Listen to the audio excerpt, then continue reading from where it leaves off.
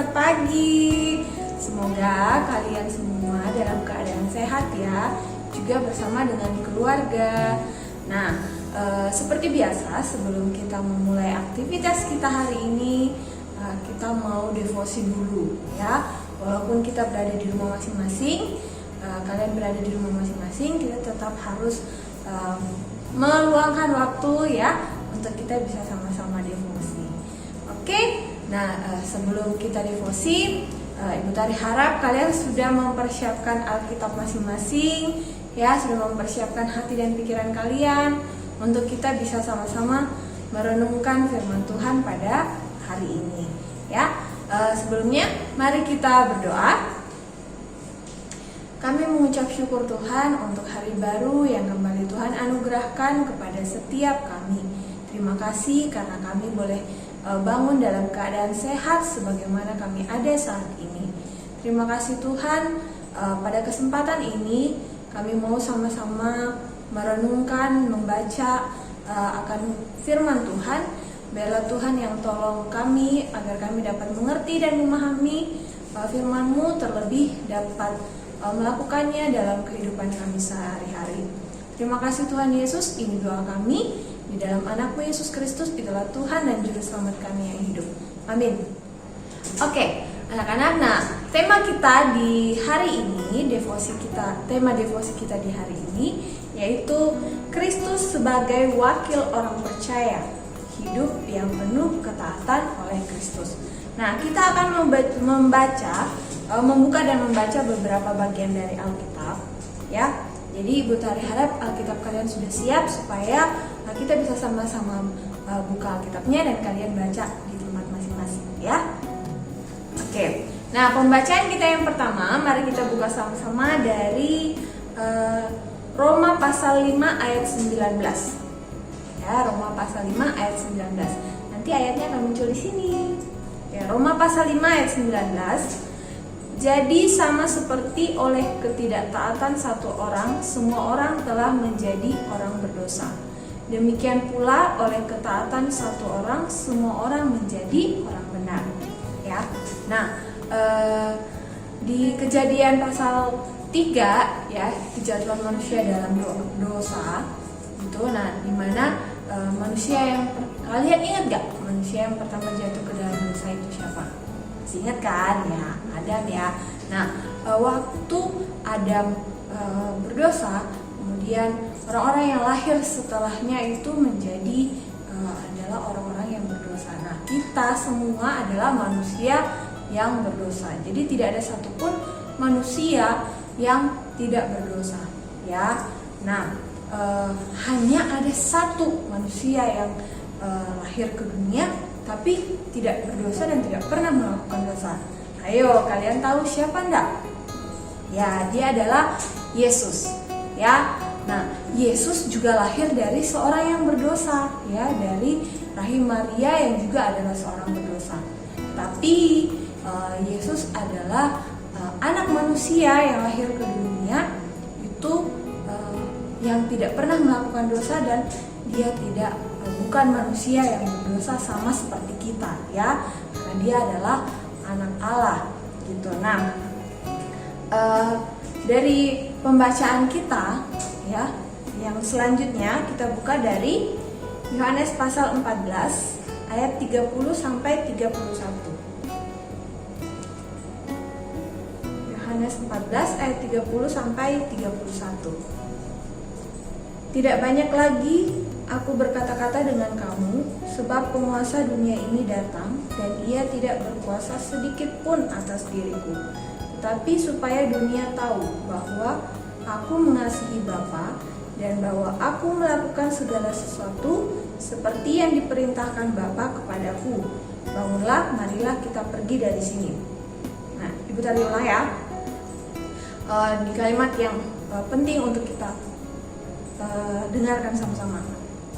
Yesus mengasihi Bapa, dan bahwa Yesus melakukan segala sesuatu seperti yang diperintahkan Bapa kepadanya, ya, kepada Yesus.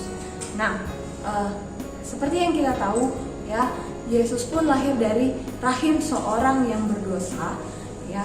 Kemudian dia hidup sama seperti kita manusia biasa ya yang hidup di dunia seperti itu, tetapi dia tahu bahwa dia mengasihi Bapa dan dia tahu bahwa dia harus melakukan segala sesuatu yang seperti yang diperintahkan Bapa kepadanya ya.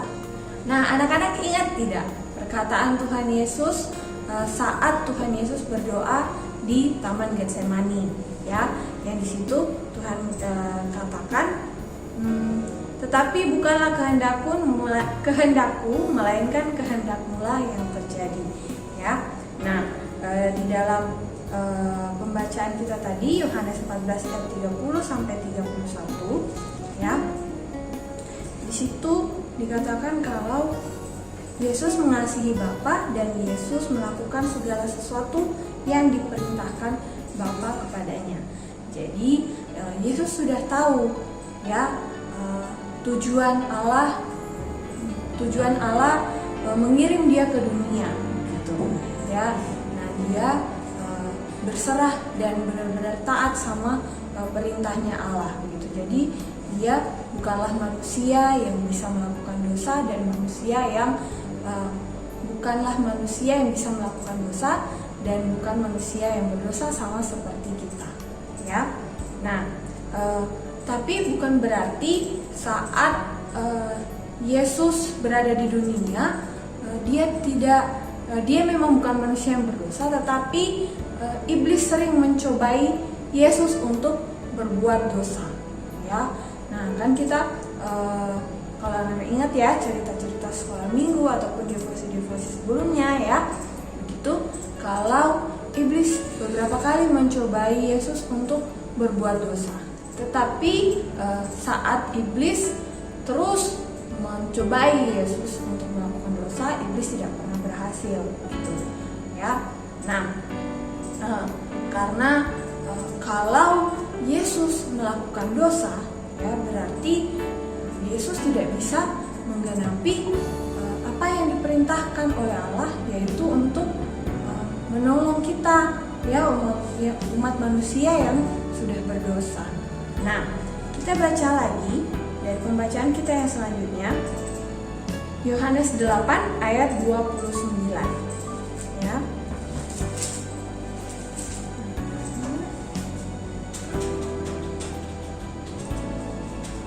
Yohanes 8 ayat 29, dan Ia yang telah mengutus aku, Ia menyertai aku. Ia tidak membiarkan aku sendiri, sebab aku senantiasa berbuat apa yang berkenan kepadanya.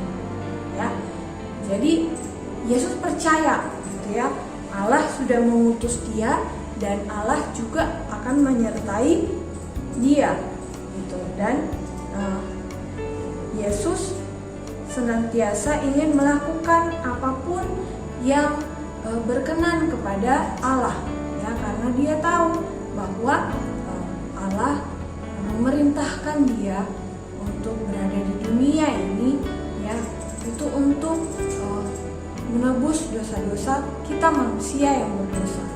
Jadi dia harus taat ya, dia harus melakukan hal-hal yang berkenan pada Allah.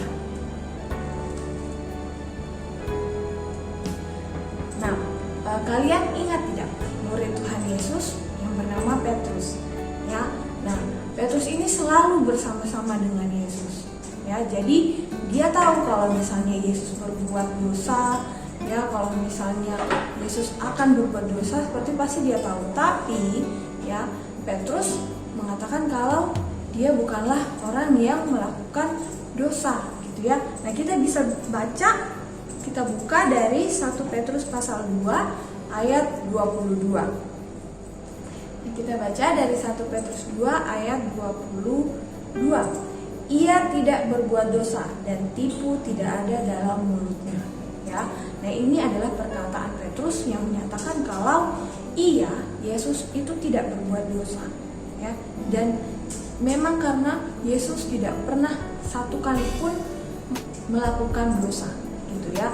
Nah, walaupun banyak orang yang tidak menyukai Yesus ya waktu itu, apalagi waktu mau disalibkan, banyak yang memfitnah dia gitu ya, banyak yang mengatakan kalau dia melakukan dosa seperti itu, tapi saat musuh-musuhnya berusaha untuk mencari dosa apa yang dilakukan oleh Yesus, mereka tidak menemukan satu dosa pun, mereka tidak menemukan satu kesalahan pun, satu kejahatan pun yang dilakukan oleh Yesus, gitu ya. Nah, mari kita buka pembacaan yang selanjutnya. Ya, jadi kita memang akan buka beberapa ayat Alkitab. Kita buka dari Ibrani pasal 4 ayat 14 sampai 15. Ya, kita baca sama-sama. Karena kita sekarang mempunyai imam besar agung yang telah melintasi semua langit, yaitu Yesus Anak Allah. Baiklah kita teguh berpegang pada pengakuan iman kita. Sebab imam besar yang kita punya bukanlah imam besar yang tidak dapat turut merasakan kelemahan-kelemahan kita. Sebaliknya sama dengan kita, ia telah dicobai hanya tidak berbuat dosa. Nah, ini tadi yang Ibu tadi katakan kan, ia telah dicobai hanya tidak berbuat dosa. Ya, iblis seringkali menggodanya untuk berbuat dosa, tapi dia tidak pernah tergoda untuk membuat dosa, ya, membuat kesalahan, gitu, ya, karena dia tahu untuk apa Allah melahirkan dia ke dunia, ya, dan dia tahu apa tujuan Allah dalam hidupnya, gitu, ya. Nah, kalau Tuhan Yesus berbuat dosa, berarti siapa dong yang mau menebus dosa-dosa kita manusia, gitu. Nah, saat Tuhan Yesus berada di kayu salib, itu pun bukan karena dia yang melakukan dosa, bukan karena kesalahannya dia, tapi karena memang dia harus menggenapi apa yang sudah diperintahkan oleh Bapaknya, oleh Allah, yaitu menebus dosa anak-anak semua, dan dosa ibu tari, dan dosa kita semua, gitu, ya. Jadi baiklah kita sama-sama boleh bersyukur, ya, terus mengingat bahwa seorang anak manusia, ya, yang tanpa celah, tanpa dosa, ya, yang lahir ke dunia itu sudah menebus dosa-dosa kita manusia yang berdosa, ya. Nah, kita masih akan buka satu bagian dari kitab lagi, ya, dari 2 Korintus 5 ayat 21. 2 Korintus 5 ayat 21, dia yang tidak mengenal dosa telah dibuatnya menjadi dosa karena kita, supaya dalam dia kita dibenarkan oleh Allah, ya, supaya dalam dia, ya, di dalam Yesus kita dibenarkan oleh Allah, ya. Nah, seperti yang Ibu tadi sampaikan tadi, kalau Yesus lahir ke dunia dari rahim seorang yang berdosa, ya, memang sudah diutus oleh Allah untuk menebus dan menolong, menjadi juru selamat bagi kita umatnya yang berdosa, ya, seperti itu. Nah, baiklah kita setiap hari boleh sama-sama terus merenungkan pengorbanan Tuhan Yesus di kayu salib bagi setiap kita umat yang berdosa, ya. Kita ingat bahwa kita sudah diselamatkan, kita ingat bahwa dosa-dosa kita telah ditebus oleh seorang anak manusia yang tidak pernah berbuat dosa, seorang anak manusia yang selalu taat, ya, melakukan apa yang diperintahkan oleh Bapaknya, oleh Allah, gitu, yang selalu melakukan apa yang berkenan bagi Allah, gitu. Nah, biarlah kita sama-sama anak-anak boleh juga terus belajar untuk melakukan hal-hal yang berkenan di hadapan Tuhan, seperti itu, ya. Nah, sekian renungan kita pada pagi hari ini. Semoga kita semua boleh terus menghidupi akan kebenaran firman Tuhan. Mari kita berdoa. Terima kasih Tuhan untuk firman-Mu pada pagi hari ini yang mengingatkan kami lagi bahwa Engkau telah mengutus anak-Mu datang ke dunia untuk menebus dosa-dosa setiap kami umat manusia. Tuhan, tolong kami untuk kami bisa menghidupi setiap hari akan kebenaran firman Tuhan, untuk kami bisa terus melakukan apa yang berkenan di hadapan Tuhan. Terima kasih Tuhan, Kiranya Engkau berkati kami dan juga orang tua kami, guru-guru kami, teman-teman kami dalam melakukan segala aktivitas dan kegiatan sepanjang hari ini. Biarlah hanya nama Tuhan saja yang dipuji dan dimuliakan.